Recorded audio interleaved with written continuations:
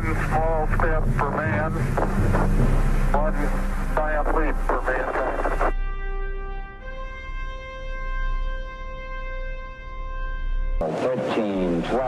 I have heard of the one where we did not actually go to the moon, where it was all filmed and it didn't happen.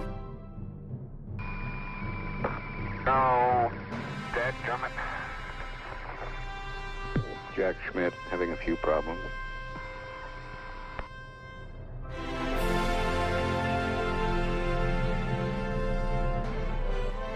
Welcome everyone to the Preternatural Truth Podcast. I'm your host, Lee Arne, along with Mick Harrison and Cory Pressler.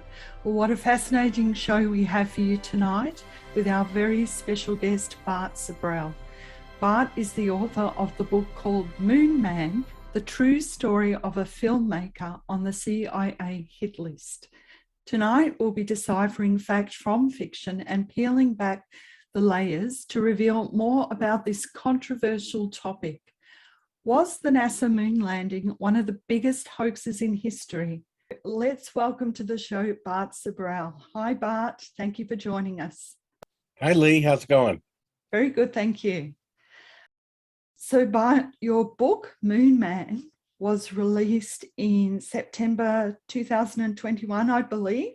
Yep, that's correct. Great. Can you tell us what that book's about? The title fascinates me.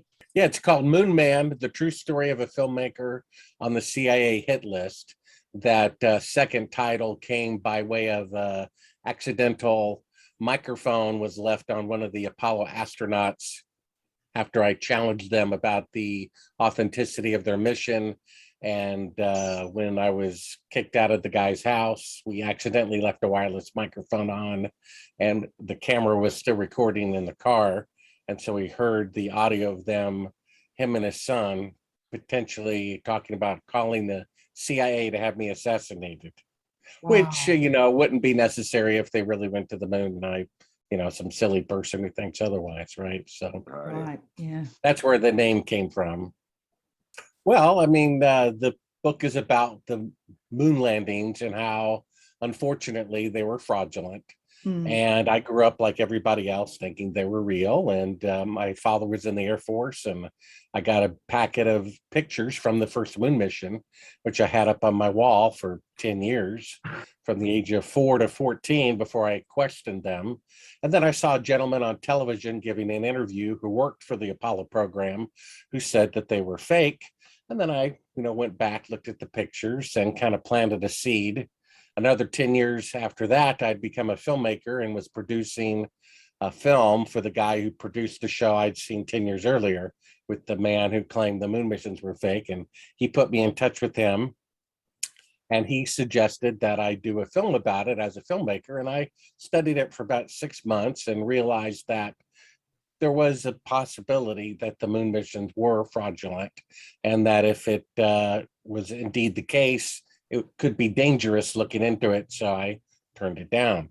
And then about 5 years go by, I had another client who asked me to do them a favor if they got a script of mine to a producer in Hollywood. And I asked them what favor. They said, read the Bible. So I started reading the 1-year Bible on June 3rd, 1989, the day the man in China stood in front of the tanks with his grocery bags. And 5 years went by. I'd read the Bible 5 times. I wasn't a Christian.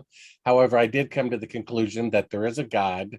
Things don't make themselves. A bee and a flower can't meet each other and independently know that they're making something interdependent like that.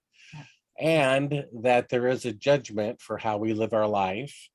And that if they fake the moon mission, that's actually more significant than if they had actually gone. So I realized that if this were true, this is an important truth for mankind to know.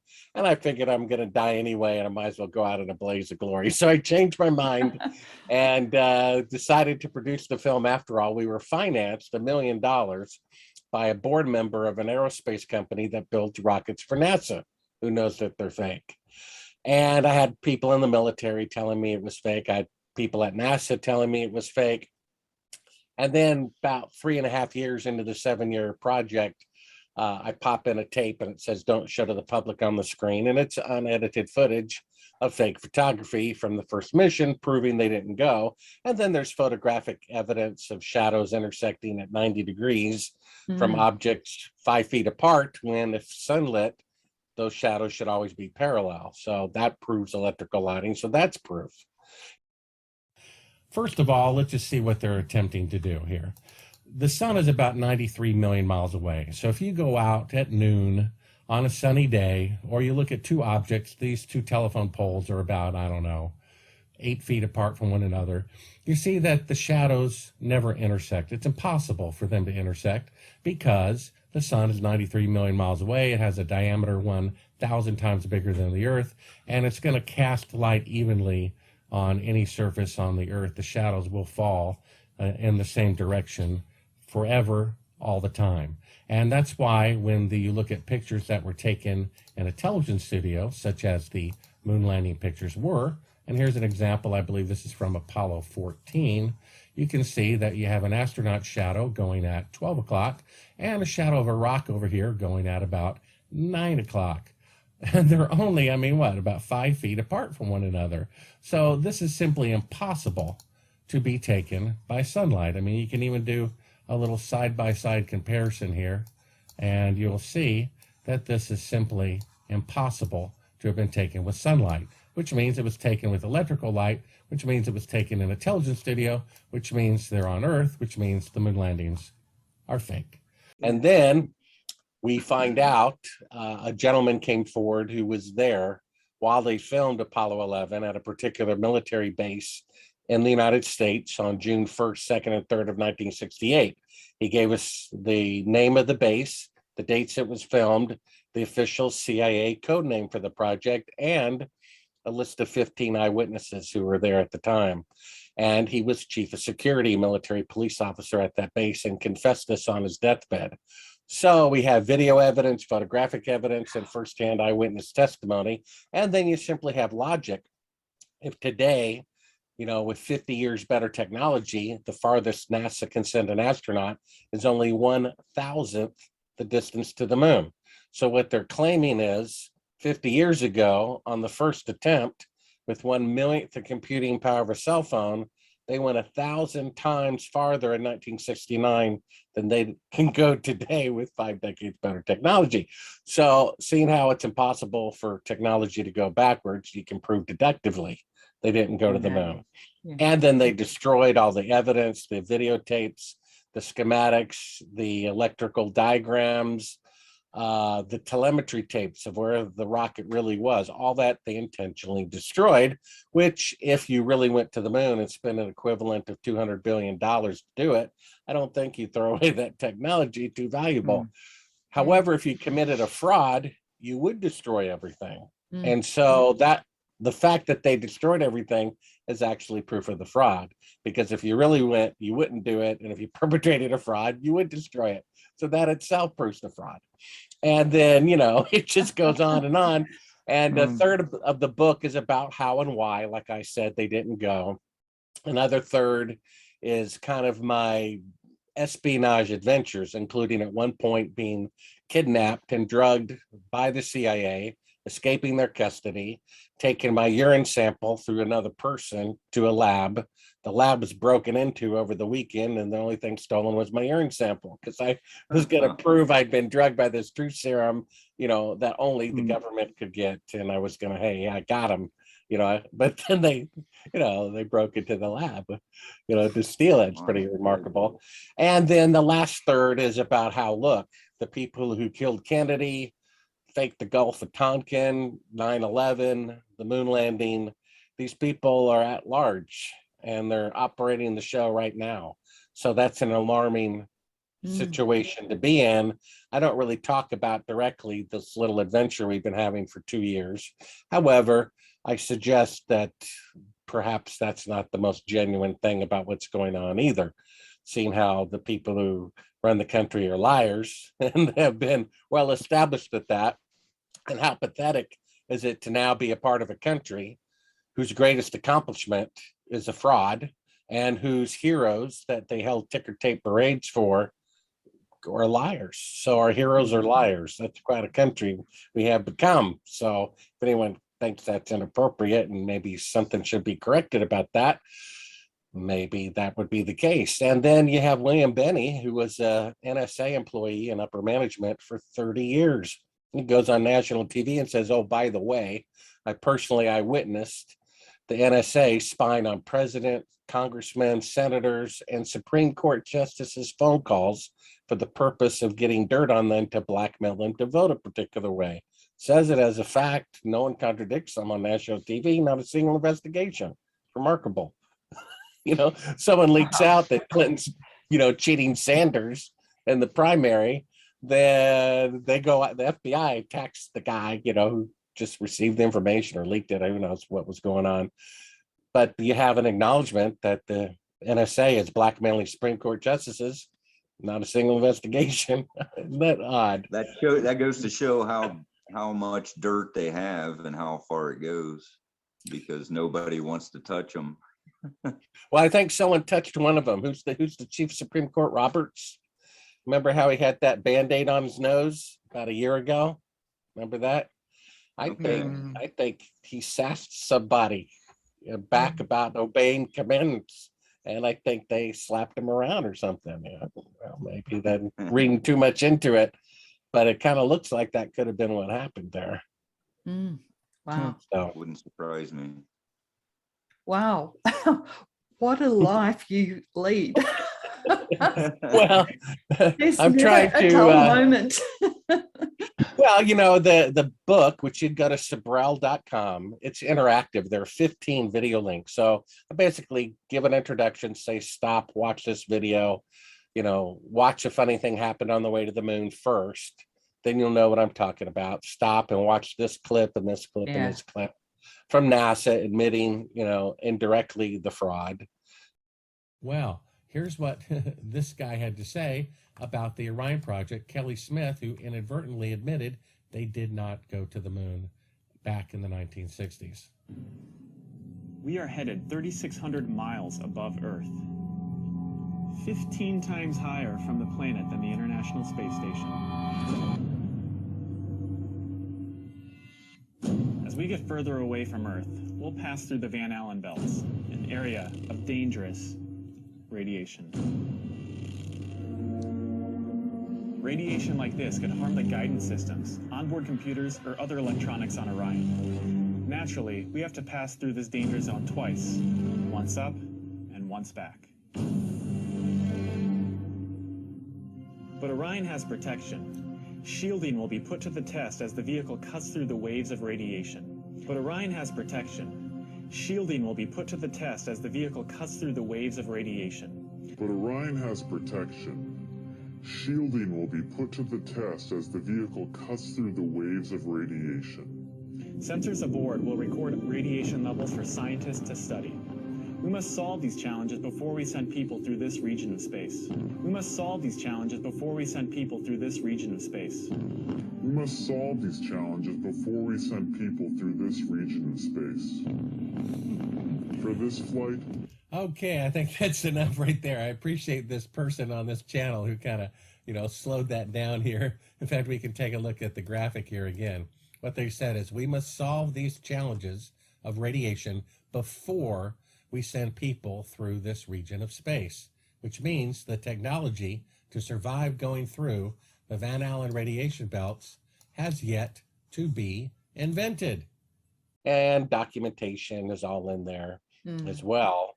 And it is what it is. They did fake the moon landing. And I guess until the truth comes out, number one, our country will be run by gangsters. And then number two, if we keep painting over mold and not acknowledging this mistake, then I think it's just going to become poisonous. So you have to admit it for the country to do better. Yeah. Now, do you believe that the whole Jack Parsons and Aleister Crowley, the Groom Lake, Babylon working with L. Ron Hubbard, do you believe that had a big impact on NASA? Well, I don't study that a whole lot, the Illuminati or whatever. It seems to be genuine. There's a lot of people who acknowledge that it's the case. Apparently, all the astronauts were Masons or whatever you want to call them. As far as, what their writings are, that their plans for the future, I think they published them, their plans for the future 150 years ago, and it looks like they're on track to do what they're doing. If you could interpret Jesus's remarks, I think it's Matthew 24, that there will be greater tribulation in the last days than at any other time in world history. And if God doesn't intervene, no one will be saved. So I take that to mean that at the very end, God will intervene. They did a fabulous job, killed Kennedy in front of 200 eyewitnesses. They said they're going to release the documents, and then they pass a law that's so stupid. It says, we'll, release them on this date unless we change our mind. It literally says that, unless the current president at that time decides not to. So it's like, I promise not to slap you unless I decide to. It's like, why even bother writing such a law? They can't even release that. It's preposterous. The dead man's nephew, Bobby Kennedy Jr., says 100% certainty the CIA killed him. So that's, the CIA is supposed to protect the president, and they're killing him instead. That's a point of no return, it looks like, right there. Oddly enough, there's going to be an eclipse right over that point of no return. Dallas, I think April 8th, 2024, 7 years earlier, there was one over in Nashville that has the tallest pagan sculpture. They shot him in a Masonic, that was like a Masonic monument, that square that they killed him in. Yeah, it could be. I mean, we know, 75% of Americans say Oswald did not kill Kennedy. 75%. 50% question the 9/11 story, and 25% believe the most outrageous thing, which is that the moon landings were shot on Earth, which they were. That's a lot of people, who are starting to wake up. So I suspect they're going to cause a cyber attack so that the only thing that works is broadcast TV, which they have complete control over, unless the local stations accidentally report something, true. Right. That could have something to do with why they forced everybody to switch out of analog to digital. Well, actually, there is a reason for that. Interesting you bring that up. They made it mandatory for all TV and radio to be HD by January 1st, 2012. That's 10 years ago. And so I looked into it, and it has a built-in 10-second delay. Very interesting. When Richard Pryor was on Saturday Night Live, I think in 1978, they were afraid he'd say something inappropriate like he did on his stand-up comedy routine. And the show was live. So the guy's a professional. He's not going to curse on live TV. Nevertheless, they gave him a 5-second delay so that if he did, they could bleep it out. So now built into TV and radio is a 10-second delay, twice the time. So if somebody reports something truthful, they can zap it out, make it look like static before the public ever hears about it. It's really remarkable. And they demanded that they have that ability. They built it that way, right? So one thing I've noticed with high definition television, there's a real lot of pixelation. Like, you see it all the time, like people's faces pixelate, where in the old days you never got any of that. I remember the first time I saw HD was David Letterman. Been watching him standard definition. Then I got a TV HD, and the first thing I said was, "Wow, he's old." Anyway, you can see so much detail. It was like a control room monitor that I'd been working with in television. It was like a control room monitor quality there, in your living room. I was like, wow, maybe it isn't all that good. I mean, maybe you should tone it down a little bit, maybe it's not better. So how hard was it for you to track these astronauts down? That had to have been just an amazing feat. Well, I found actually Neil Armstrong on my own. Believe it or not, nobody knew where the guy lived. Wow. And he had mentioned that he lived in Wapakoneta or something. So as soon as there was like maybe a 25th or 35th anniversary. No, it must have been like the 20th anniversary. I think on the 20th anniversary, someone tracked him down, and because I had professional equipment, I freeze framed the farmhouse and I printed it out, and I found it. I knocked on the door. There's an echo on the other side. As soon as someone found out where he lived, he vacated. There's no furniture, nothing in there. And so what I figured is I would track him down because he wouldn't register anything in his name. So I found out his wife's maiden name and went to property tax in the town that they lived in, just Cincinnati, kind of a rich neighborhood of Cincinnati. I'm pretty sure that's where it was. Anyway, and sure enough, I found the house. His neighbors don't even know that he lives next to them. The mailman doesn't even know who he's delivering mail to. I talked to the mailman. He said, yeah, a Neil Armstrong, not the Neil Armstrong. I'm like, oh yeah, I think it is the. And then for the other ones, I got maybe half of them on my own, and the other half we hired a private detective to find. So. Mr. Armstrong, Bart Sibrel, ABC Digital. Wanted to give you the opportunity to swear on the Bible that you walked on the moon. Will you put your left hand on the Bible and swear to God that you walked on the moon? Gentlemen. Mr. Sibrel. Yes? If you really walked on the moon, why would you not do that? So why don't you just put the end to the record in the argument and put your hand on the Bible, swear to God you walked on the moon. Mr. Sibrel, knowing you, that's probably a fake Bible. Really? Well, no, it's a real Bible. You have the opportunity to have $5,000. The meeting is not open. Well, you have $5,000 cash. You can give it to charity if you swear on the Bible that you walked on the moon. Please I have give a it to tape. charity. It'd be fine. Why don't you swear to? Why not? Why won't you do it? So why don't you put your hand on the Bible and swear to God that you walked on the moon? Mr. Sibrel has made a fool of himself in front of the world. Mr. Sibrel, you do not deserve answers. You really like it, don't you? You're the one who said you walked on the moon when you didn't. Calling the kettle black, if I ever thought of it. Saying I misrepresented myself. Away from me. You're a coward and a liar and a thief. Oh, interesting. I guess, after the first film, a funny thing happened on the way to the moon. I thought, hey, why not ask these people to just swear on the Bible, probably from a courtroom, TV show I saw as a kid. Of course, afterwards, people pointed out to me, another brother, Christian, the Bible says don't take an oath. So I was asking them to do something that's inappropriate. And what was it? I thought about that too. Yeah. And then talking to an elder disrespectfully. It does say to correct an older person respectfully. And so calling him a liar, coward, and thief, that was disrespectful. I've been a liar, coward, and thief anyway myself. And I, didn't intend on saying that. It just got kind of heated up. So I apologized. And the day that I did, we have a copy of him online. He purchased A Funny Thing Happened on the Way to the Moon. Wow. And was interested in seeing it. Of course, in part two, I showed him the fake footage in one instance with the TV monitor. And he said, oh, and this makes you famous for having discovered this. Well, how could I be famous if I'm wrong? So that's an admission.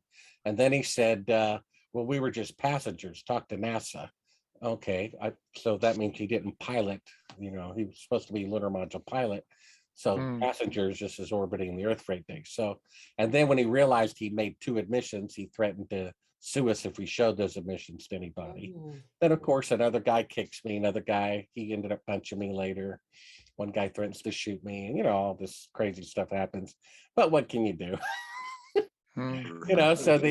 So the last link of the book, if you go to Sibrel.com, it's top left, it says Moon Man video links, is kind of a song summarizing my little adventures making this. So it might be a good way to end the video. You could put it up there, and it's at Sibrel.com, link number 15. And it kind of makes, one of the lyrics is, it kind of makes me uneasy to watch Astronauts Gone Wild.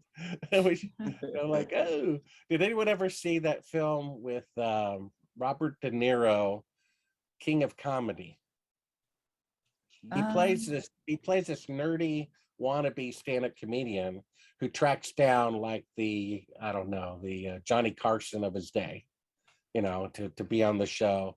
And he ends up being kicked out of his office. He's like, well, he won't be back, until Monday. I'll wait, so security has to kick him out. And I'm like sweating in the movie theater watching it.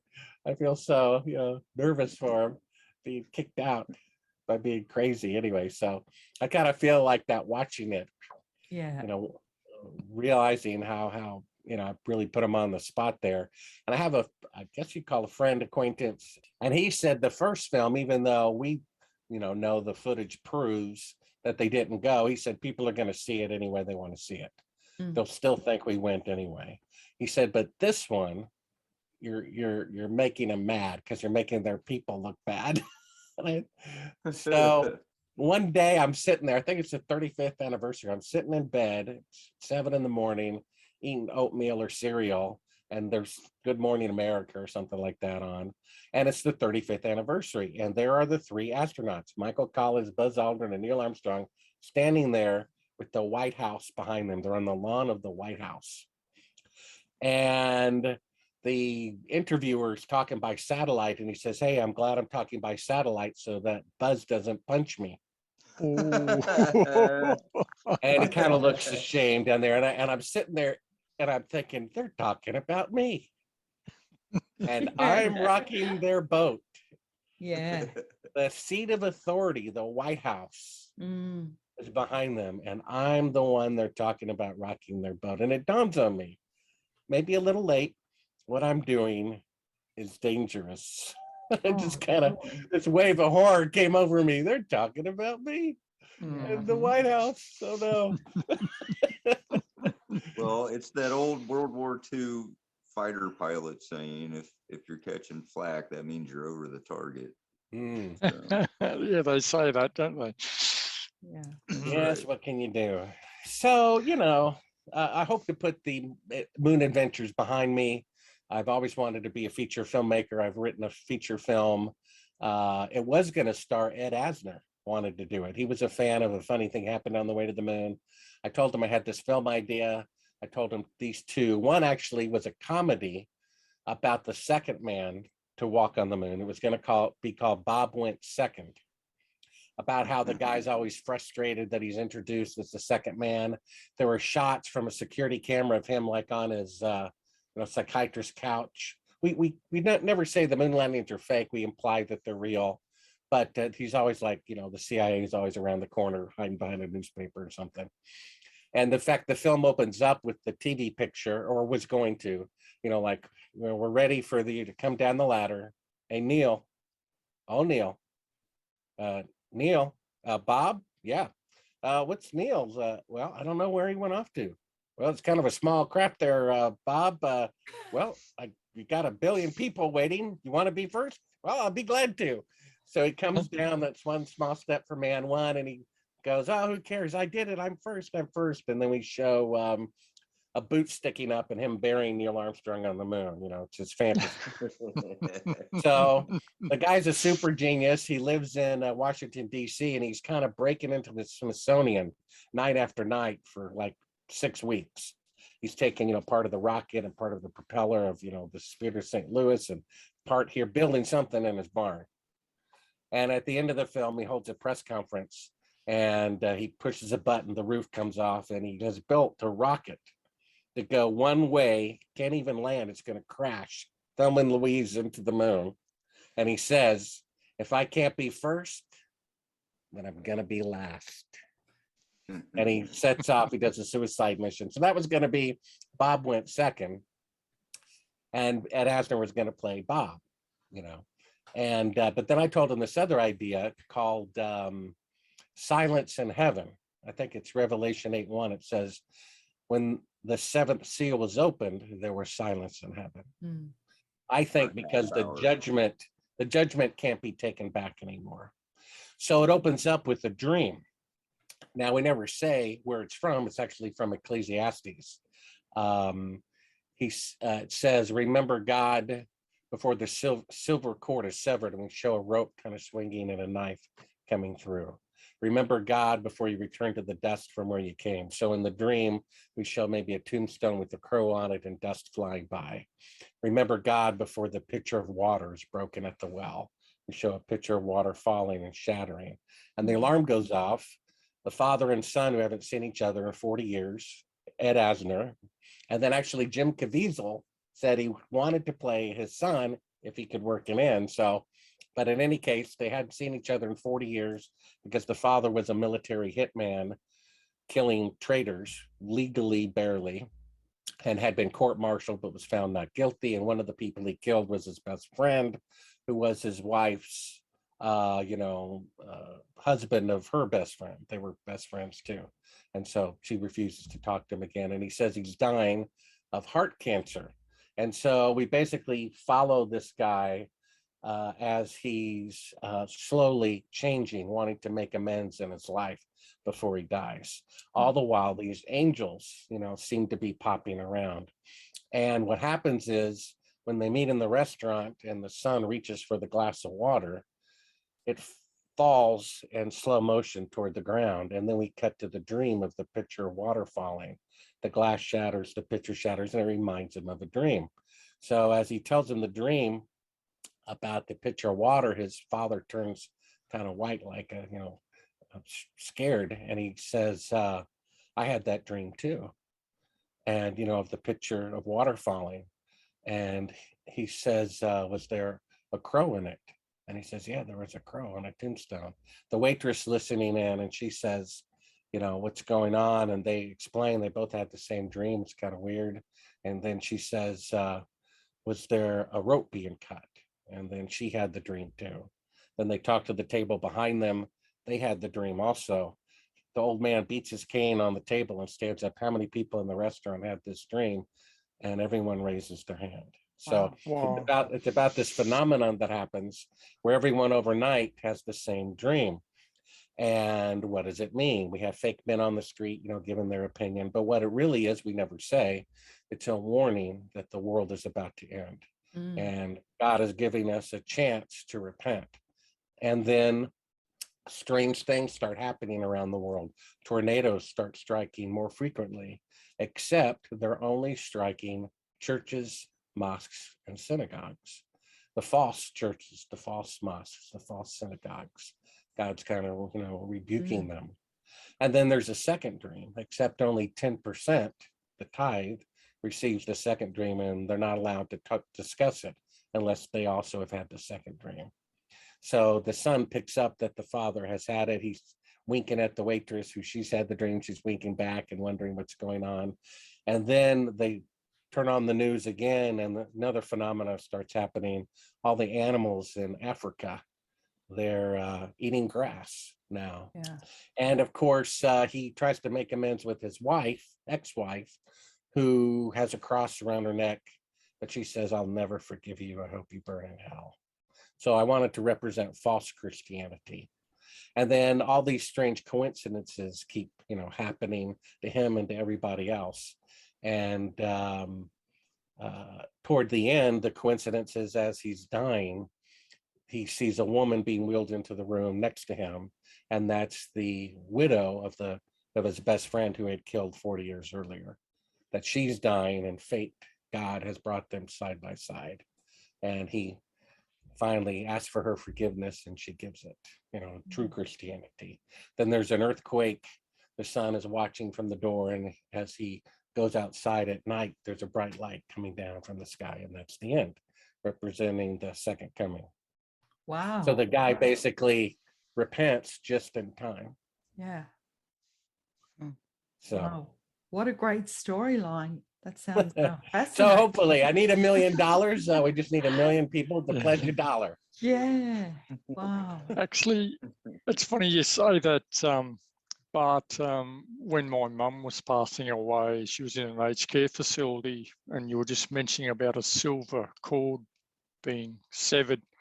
I was sitting there with my sister and brother-in-law, and I don't know, take it or leave it, but I saw coming out of my mother's stomach or her chest, it was probably an inch wide by probably a foot, a foot long, 12 inches long.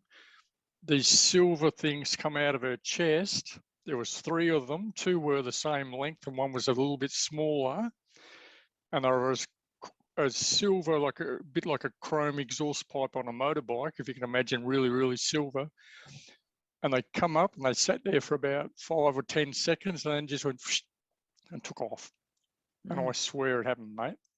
And you just brought me back to that moment when you said about the silver cord severing. I believe I watched that with my mother. She passed on about 24 hours later the next day, but I don't know how to explain it. And I think what Ecclesiastes is saying is remember God before the silver cord is severed.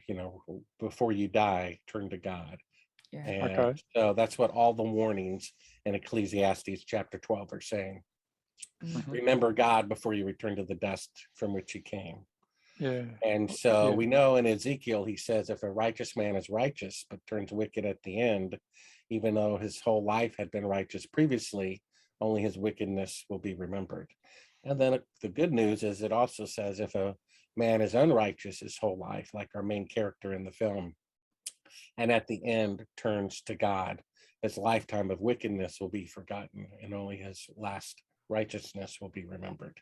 Yes, it's like the vineyard, the story, the parable of the vineyard, where the vineyard owner is paying people throughout the day, but he pays them all the same amount.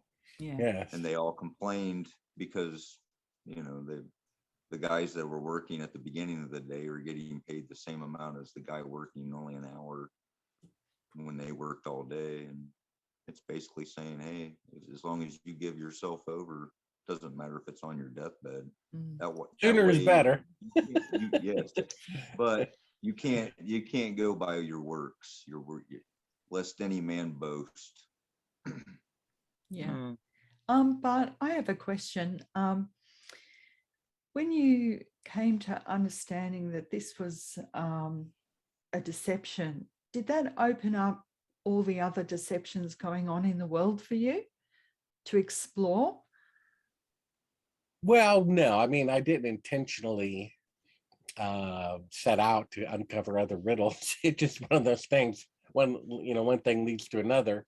And I guess it's becoming just knowing to look for such things before and maybe not being oblivious to it beforehand. So now when I know that the government is bold enough to lie about the moon landings, kill their own president, do something with 9/11, and so you may want to question whatever the government says.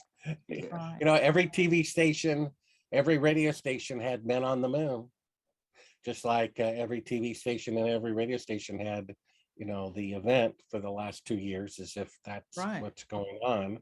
Yeah. So just because it's in every media, doesn't mean it's true. It could be in them all and be completely wrong. So yeah, and you've got that very interesting video on your Sibrel.com where it's about the media, how they just keep repeating all over the world the same lines, and you've put together a video of that, and that's really interesting. Do you know the one I mean? I can't remember. Yeah, I mean, they're using the same script, and the TV stations, if you see in the lower left and right corner, are Fox, ABC, NBC, and CBS. They're all using the same script word for word. So yeah, it is what it is. That that's what central intelligence is information, central information, right? Yes, Project Mockingbird. That's what was it? Spangler, was that his name? The director. He was saying once the American people believe everything that they see off the television, we'll know our disinformation. What is it?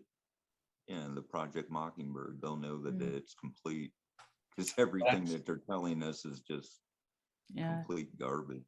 Yeah, well, that's why they call it programming, right, Cory? Right. Programming. Yeah. Tell We live watch vision. it on the we watch it on the Tell Live Vision. Yeah.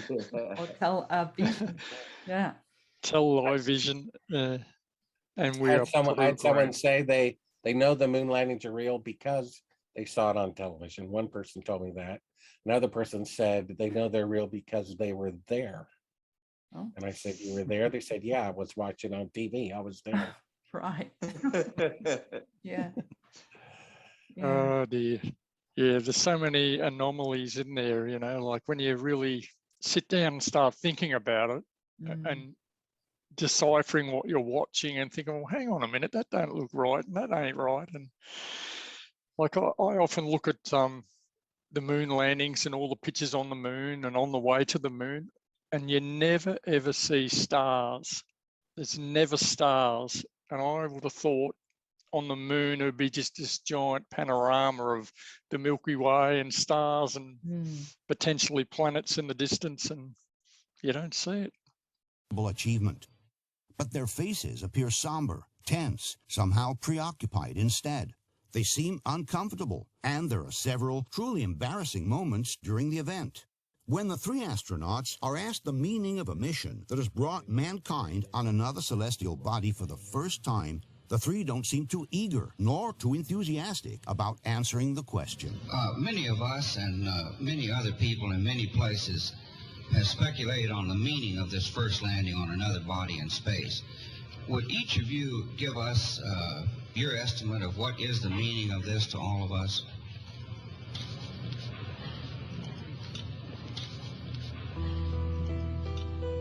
And when Armstrong describes their achievement as the beginning of a new era, he seems more like a person forced to read from a script than someone actually convinced of his own words. The entire program, it's a beginning of a new age. Possibly the most embarrassing moment of all comes when the famous astronomer and journalist Sir Patrick Moore asks the astronauts whether they could see stars from the moon. When you looked up at the sky, could you actually see the stars and the solar corona in spite of the glare? But not one of them, surprisingly, remembers having seen a single star by the naked eye. We were never able to see stars from the lunar surface or on the daylight side of the moon by eye without looking through the optics. Even Collins, who was left orbiting the moon while the other two descended on the surface, does not remember seeing a single star. I don't remember seeing any. Yeah, they couldn't fake all that stuff, so they just acted like it didn't show up on the film. There's a picture from, I don't know, a few years ago, 10, 15, last space shuttle sitting there, I think, at dawn or dusk, and you can see the stars in the background. So they could have exposed, a part of the sky, overexposed it so that it would show up, but they never took any pictures of the stars when they could have easily, because they couldn't fake the astrological positions of the constellations. Right. So, I would have brought a telescope. If I was on the moon, I would have had the strongest telescope possible. yeah, they should have left one, radio controlled and all that, but they didn't do that because it couldn't be fake. Well, then they said that they left mirrors and the coordinates for the mirrors, and that you could, find the coordinates, aim your laser at it, and it would bounce back. But then they said that they could do that before they made those statements. I don't know what to believe. They said, well, yes, I think it's Scientific American, late 1950s, said they were bouncing lasers off the moon in the 1950s, so that because of the reflective surface. So all they had to do is claim, their landing site, pick a reflective area of the moon as the landing site. Yeah, Tesla believed it was plasma. He believed the sun and moon were a positive and a negative plasma. I don't know, it has craters, so it's got to be tangible. Yeah. Yeah, something's been smacking it. Yeah. Yeah, what's interesting is about the Van Allen's belt. Surely if they were that close to it, there's going to be some kind of effects that were felt, but there's never any mention of that. in their interviews, I've noticed. Yeah, one of the clips at Sibrel.com, we have a NASA employee admitting that the radiation belts that most people don't know about, they're about 1,000 miles above the Earth and extend up to 30,000 miles. That the only time humans are said to have gone through it would be to the moon and back. They'd have to go through it. So this employee says that they're deadly, and then he says the technology for an astronaut to survive going through the radiation belts has yet to be invented. Right. Yes. Exactly. Okay. Yeah. So if it's yet to be invented to survive, then how did they go to the moon exactly without dying? Exactly. So they inadvertently admitted that they were fake. I called up NASA and said, hey, let me talk to this guy. He's pretty sharp. And they said, oh, he doesn't give interviews anymore. I'm like, oh, okay, well, you sent up a probe. I think it was in 2014, they sent up a probe to measure the radioactivity. I think they sent up 2 Geiger counters. And so I said, may I please have those Geiger counter readings? And they said, no, you may not, because it's a classified secret. I said, really? I mean, that's like making the temperature of money.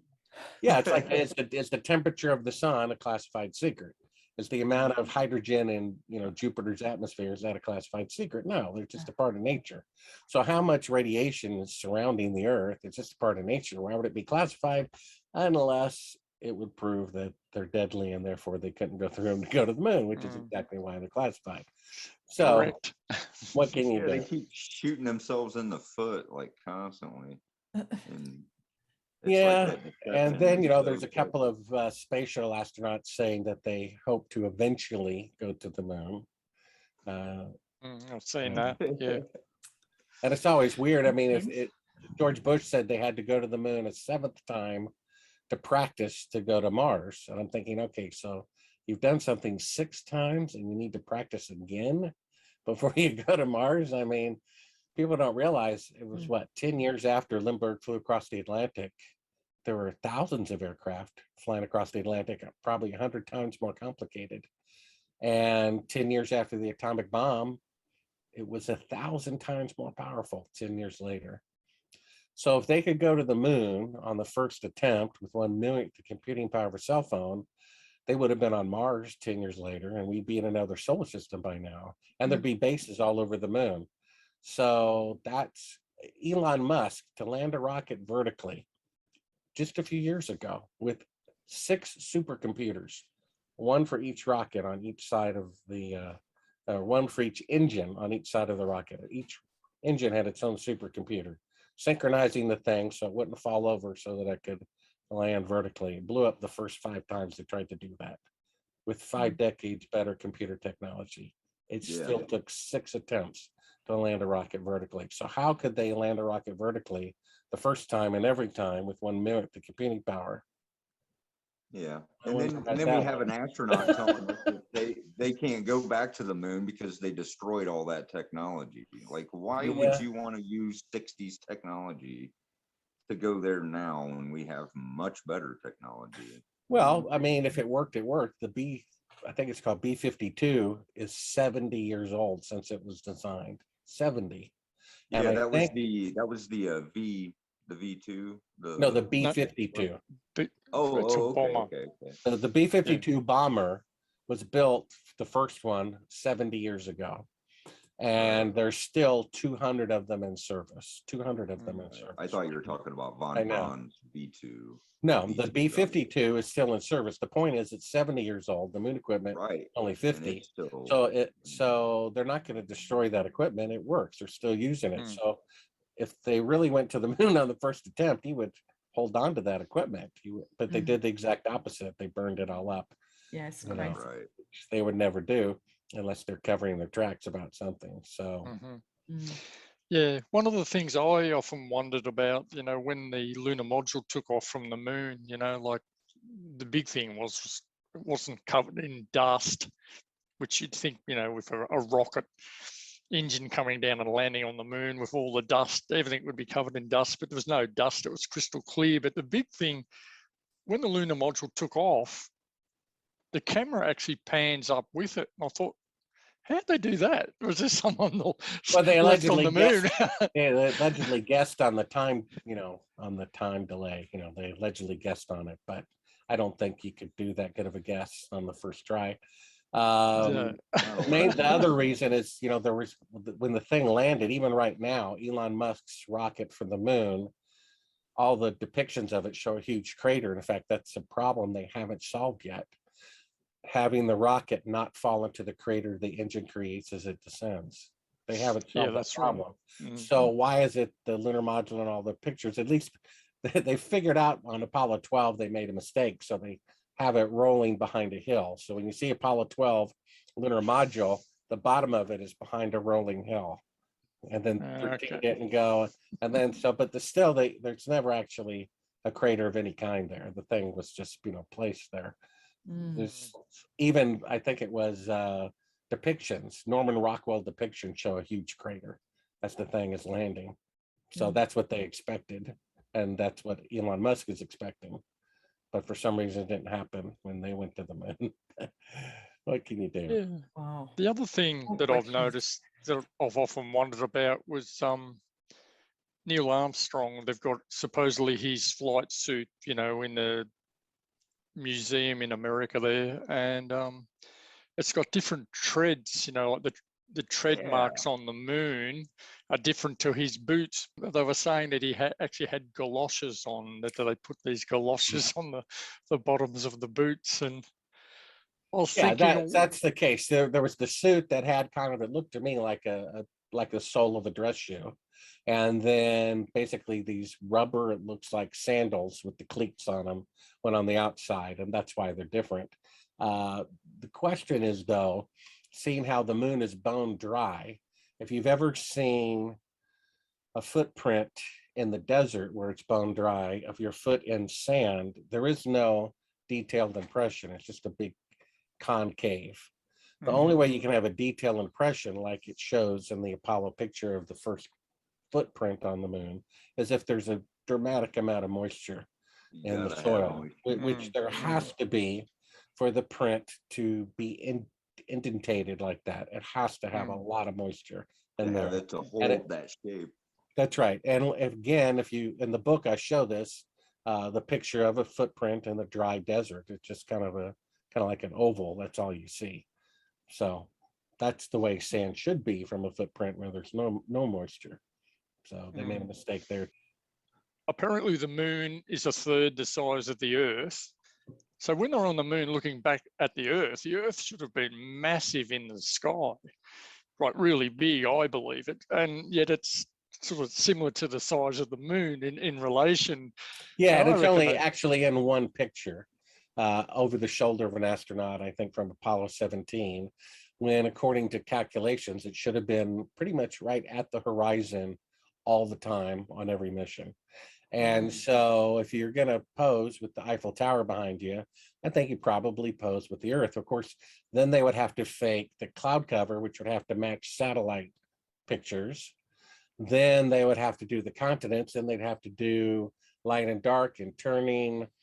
It seems like it'd be pretty hard to do with that technology back then. So they only showed it one time. I mean, it's pretty odd, isn't it? Would have been quite a sight. Yeah. And then the idea that they would drive a car, away from their only life support system, because if the car broke down, they'd run out of oxygen walking back. The idea that they would drive a car far away, is ridiculous.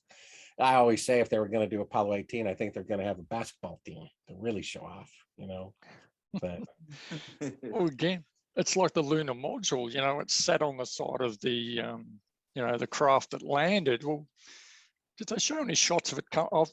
Because I don't know. Is there any shots of them lowering it down and like it just sat on the side of it? Now that'd have to weigh a fair bit. Admittedly, I suppose in zero gravity, it'd weigh nothing. Well, it's supposed to be 1/6 gravity. Okay. Yeah. But in any case, I mean, the whole thing is kind of odd. I think they charged in today's dollars $100 million for the moon rovers, even though they had fewer parts than a Jeep. Of course, Cheney's commission is 93%. So it was like 60 million for each one for two of them. So And it was ridiculous. It looked like lawn chairs on a chassis, like a Jeep that had just been tore down to just the chassis. And they threw some lawn chairs on there and said, there you go. I don't know where $50 million went. I honestly don't. Well, I said Cheney, his commission is 93%. So there you go. Whoa. That's where it went. That's that overhead there. Yeah. Wow. Unreal. Because I've also heard a rumor, a theory that it was like a little remote control buggy turning across a bit of, little sand dunes and things, and they slowed it down or sped it up. Because when you look at the astronauts sitting in the in the vehicle, it just doesn't look right. They're sitting really rigid. I don't know. Yeah, someone analyzed that.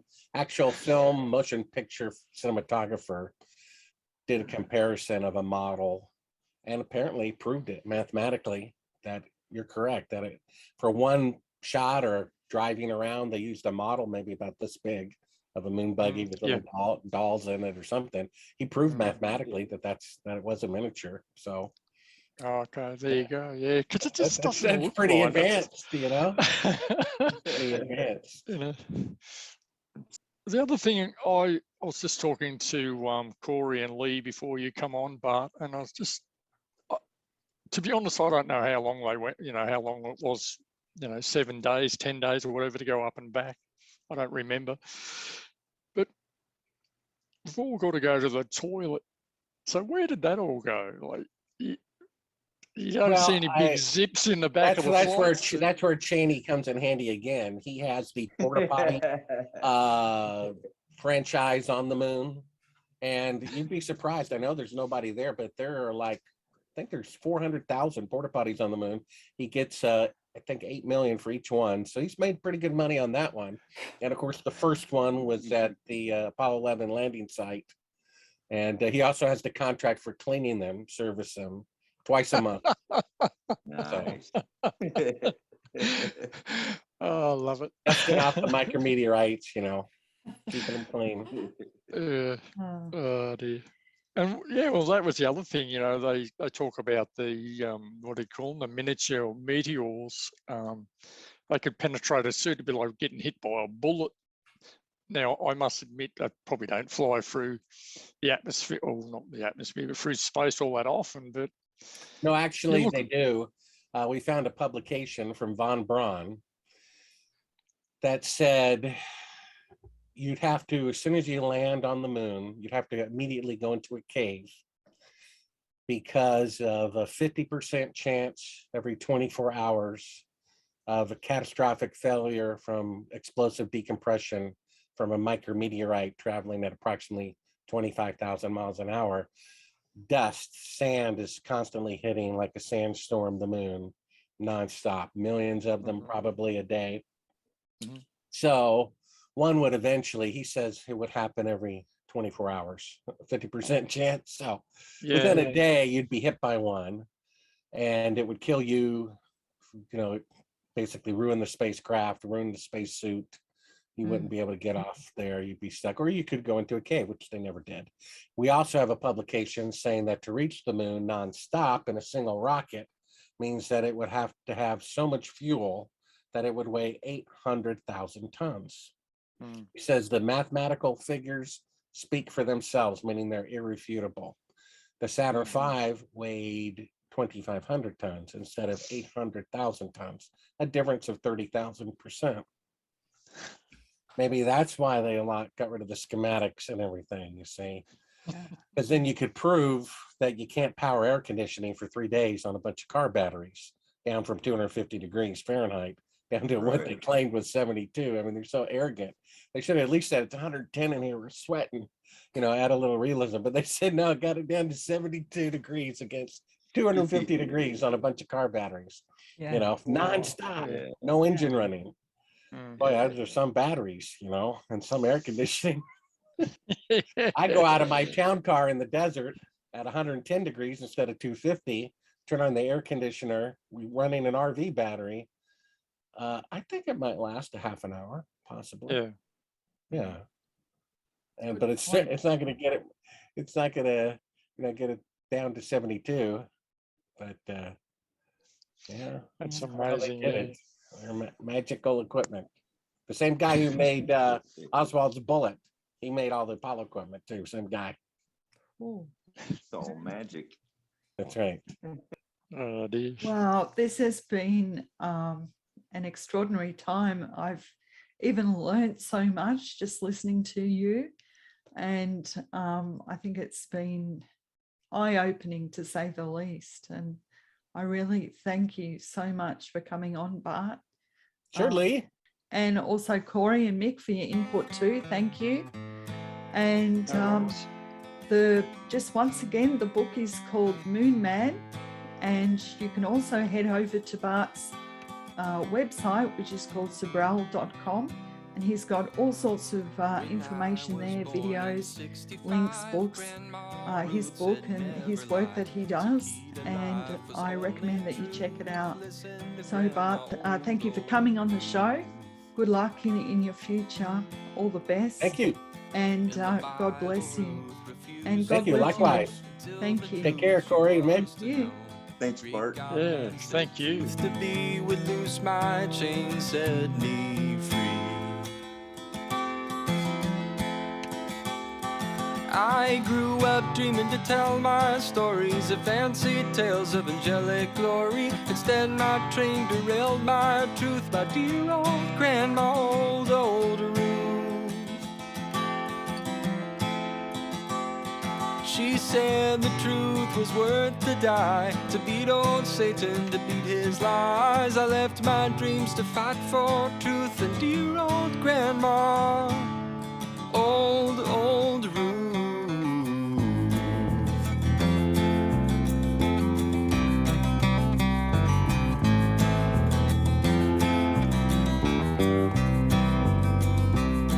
A funny thing, my first big film, loved and hated like the heat of a kiln.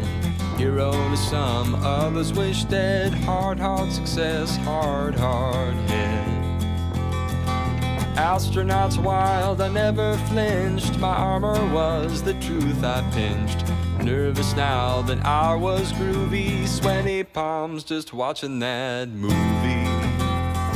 I grew up dreaming to tell my stories of fancy tales of angelic glory. Instead my train derailed my truth, my dear old grandma, old Ruth. She said the truth was worth to die, to beat old Satan, to beat his lies. I left my dreams to fight for truth, and dear old grandma, old Ruth.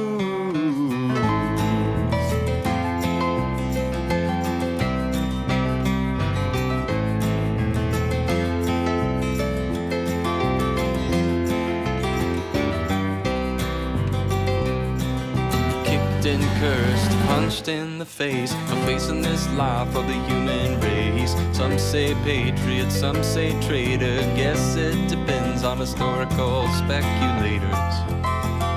Astronaut sons of the CIA to take my life far away. Instead the curse fell on his head at 26. Want to call the CIA? He's stone cold dead. Have him whacked. I grew up dreaming to tell my stories of fancy tales of angelic glory. Instead my train derailed my truth, my dear old grandma, old Ruth. She said the truth was worth to die, to beat old Satan, to beat his lies. I left my dreams to fight for truth, and dear old grandma, old Ruth.